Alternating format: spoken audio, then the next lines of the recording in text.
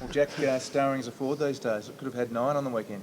Yeah, could have kicked a bit straighter, but no, I think that's something that myself and Ben Cunnington have added to our games.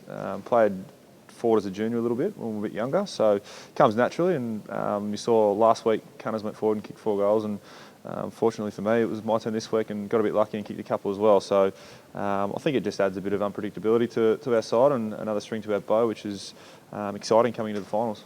What does it do for the group to hold on in such a tight game that was essentially a final for finals like intensity anyway? Yeah, no, it was really important for our group. I think we've been on the receiving end of a few over the last 12 months, so it's nice to be on the other side this time. And Adelaide played really well. They were playing for their season, and it was good for our boys to be able to get over the top and get the job done. You got some belief now that you can do some damage in the finals? Yeah, I think our best we know throughout this season is good enough. We've beaten some quality sides, so we're really looking forward to the opportunity to playing in September. But take nothing away from what to expect is definitely going to be some high intense games, and hopefully we can step up to that and really make a charge. Can you feel the finals feeling in the air at all?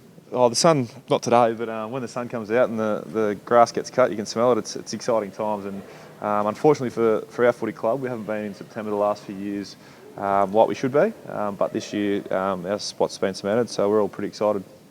Get Wells back from suspension this week. Is that going to be enough for him to get some run in his legs going into the finals? Just the one and then the rest and then one more?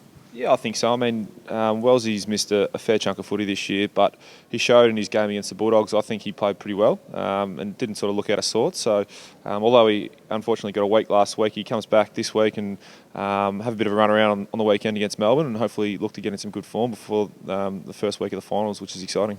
And how do you approach this week's game, Jack? Essentially dead rubber. Do you think you'll take the chance to rest a few sore players? I'm not sure. That's probably something the coaches have to discuss. But as a player, I know you don't really want to flirt with your form, and it's a pretty important week for us because it's a bit of a dress rehearsal in a sense that the week after we are playing finals. So it's a pretty important game, making sure that we're trying to do some things and fix some things that we did poorly on the weekend. Try and get those right so that the first week in September we can really have a crack at it. And Lockie Hansen, expecting him to sort of come back in this week. Obviously missed the past 3. Yeah, I think so. Lockie did a bit of work on the weekend, I think, and felt pretty good. So hopefully he comes back into our side. But I think this year we've really shown our depth in the sense that on the weekend we've had Boomer and Wellesley and Lockie come out late. And it just gives another guys opportunities. And I think you look at Kane Turner on the weekend, come in and played a role, which was fantastic. And Aaron Mullen as well, just slid straight back into the side and stepped up. So hopefully we get him back and it'll be good. The review today, I mean, the second quarter the Crows probably dominated, but you sort of hung on and only went into half-time, sort of that 1 point behind. Was that seen as a positive, or perhaps, that sort of lapse that have sort of happened at times this year?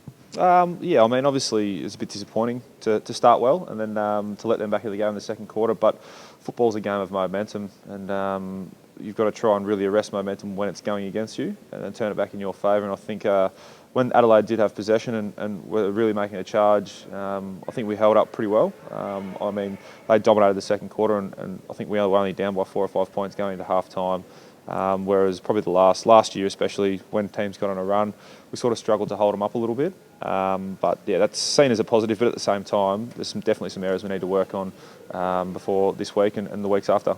And just personally, in terms of you 4 A's forward now, what's the ideal mix for you? Will it still be predominantly in the midfield? Yeah, hopefully. I really enjoy playing in the midfield. I think that's where my greatest strength lies. But as I said before, it's nice to add another string to your bow and be able to go forward and have an impact as well, which I'd hopefully like to do a little bit more in the future as well. Is it any harder to concentrate this week, given that the finals are just around the corner, you're playing against a team that are not playing for a spot in the 8? No, I don't think so. I mean, as I said before, it's a really important week. We've got to fix a few things up from the game on the weekend that we did poorly, and this weekend is just like any other game, whereas we've got to try and improve. If we improve, we'll get a tick. But yeah, it's a pretty important week, and making sure that we get things right for September. Looks incredibly likely, Jack, you'll play Essendon in the first week of the finals. Have you started to look ahead to that yet? Probably not a lot, just of yet. Obviously, there's another game to go and anything can happen. But yeah, our focus this week is on Melbourne and definitely on what we have to do to improve our game from last week as well as this week going forward. So that's where it lies at the minute, and yeah, looking forward to it.